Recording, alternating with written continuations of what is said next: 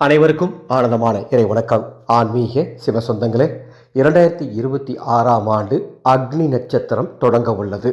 இந்த அக்னி நட்சத்திர காலத்தில் எந்த தெய்வத்தை வணங்கலாம், என்ன காரியம் செய்யலாம், என்ன காரியங்களை செய்யக்கூடாது என்பதை இந்த ஆடியோவில் உங்களுக்காக தொகுத்து வழங்கியுள்ளேன். ஒவ்வொரு ஆண்டும் இந்த ஆடியோ பதிவை உங்களுக்காக வழங்குவது வழக்கம். அந்த வகையில் அக்னி நட்சத்திரம் 2026ஆம் ஆண்டுக்கான ஆடியோ பதிவை பார்ப்பதற்கு முன்பாக ஒரு அறிவிப்பு. வருகின்ற 16ஆம் தேதி 16/5/2026 வைகாசி அமாவாசை அதர்வண வேத முறைப்படி செம்பினாலான குலதெய்வ பூரண கும்பம் கட்டித்தரப்போகின்றோம். உங்கள் குலதெய்வத்தினுடைய அருள் உங்களுக்கு முழுமையாக கிடைக்க, நீங்கள் குடியிருக்கும் வீடு வாடகை வீடோ சொந்த வீடோ, அந்த வீட்டில் குலதெய்வம் நிரந்தரமாக தங்க, குலதெய்வ கோபம் குலதெய்வ சாபம் அத்துணையும் நீங்கி வாசலுக்கு வெளியே நிற்கும் குலதெய்வம் வீட்டிற்குள் வர இந்த குலதெய்வ பூரண கும்பம் உங்கள் வீட்டு பூஜை அறையில் அல்லது பீரோவில் இருந்தால் போதுமானது. இதற்கு நீங்கள் எந்த விதமான பூஜையும் பண்ண தேவையில்ல, மந்திரம் எதுவும் சொல்ல தேவையில்ல, எந்த கட்டுப்பாடும் வேண்டாம். இந்த செம்பினால் ஆன அதர்வண வேத பூரண கும்பம் 6 ஆண்டுகள் உங்கள் வீட்டில் இருந்தால் போதும். வீடு மாற சூழல் வந்தாலும் எடுத்துகிட்டு போகலாம், அங்கேயும் எடுத்துகிட்டு போகலாம், எந்த தவறும் கிடையாது. 6 ஆண்டுகளுக்கு பேர் இதை நீங்கள் அப்புறப்படுத்திடலாம். நிரந்தரமாக உங்கள் குலதெய்வம் உங்கள் வீட்டிலே இருக்கும். குலதெய்வம் தெரியாதவங்களும் இந்த கும்பத்தை வாங்கி வீட்டில் வைத்துக் கொள்ளலாம். இந்த பூரண கும்பம் உங்களுக்கு வேணும்னா மேலே உள்ள வாட்ஸ்அப் எண்ணுக்கு பூரண கும்பம் அப்படின்னு மெசேஜ் அனுப்புங்க. அதனுடைய பதிவு விவரங்கள் தருகின்றேன். இந்த ஆண்டு அக்னி நட்சத்திரம் என்னைக்கு தொடங்குது? 4/5/2026 முதல் 28/5/2026 வரை இந்த அக்னி நட்சத்திர காலம் இருக்கு.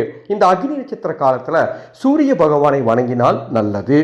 திருச்செந்தூர் முருகப்பெருமான் ஆலயம், பழனிமலை முருகப்பெருமான் ஆலயம், திருவண்ணாமலை ஈசன் திருக்கோவில், மேல்மலையனூர் அங்காள பரமேஸ்வரி ஆலயம், திருச்சி சமயபுரம் மாரியம்மன் ஆலயம் போன்ற ஆலயங்களுக்கு வாய்ப்பு இருந்தால் போயிட்டு வாங்க, கூடுதல் நன்மை கிடைக்கும். அல்லது உங்கள் வீட்டின் அருகில் இருக்கக்கூடிய நவகிரக ஆலயம் எதுவாக இருந்தாலும் அங்கு சென்று சூரிய பகவானை வணங்கினால் ரொம்ப அற்புதமான பலன் கிடைக்கும்.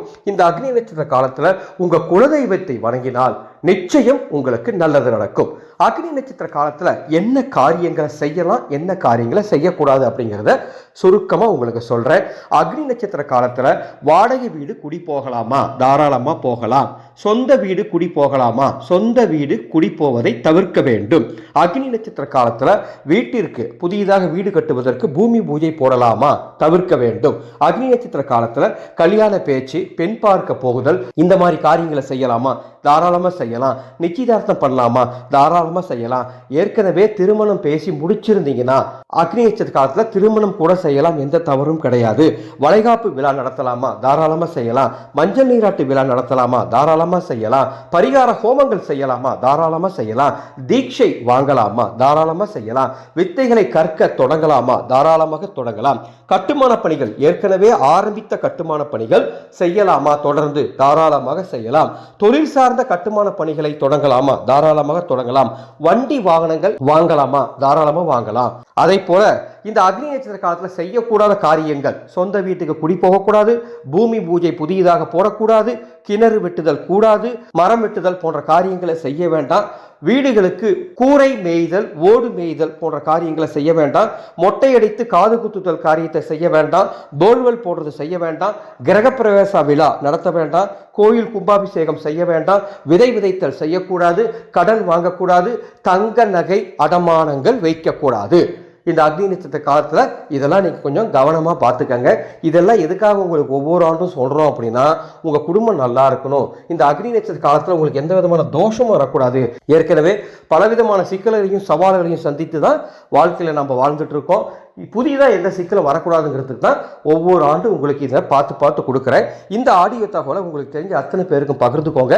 இது போன்ற உங்களுக்கு தேவையான ஒவ்வொரு தகவலையும் பார்த்து தந்து கொண்டிருக்கும் நமது ஆனந்தொலி ஃபவுண்டேஷன் சேனலை இதுவரைக்கும் நீங்கள் சப்ஸ்கிரைப் பண்ணிக்கோங்க. அக்னி நட்சத்திர காலத்தில் முக்கியமான ஒரு காரியம் சொல்கிறேன், அதை தினமும் செய்ய முயற்சி பண்ணுங்க. இந்த 24 நாட்களும் தினமும் ஒருவருக்காவது அன்னதானம் செய்யுங்கள். அக்னி நட்சத்திர காலத்தில் அன்னதானம் செய்தால் சூரிய தோஷம் நீங்கி ராஜயோகம் உங்க குடும்பத்துக்கு கிடைக்கும். நமது ஆனந்தொலி அறக்கட்டளை ஒவ்வொரு நாளும் அன்னதானத்தை சிறப்பாக செஞ்சுட்டு இருக்கோம். இந்த அக்னி நட்சத்திர காலத்திலையும் 24 நாட்களும் மிக சிறப்பாக உணவு தானம் செய்ய போறோம்.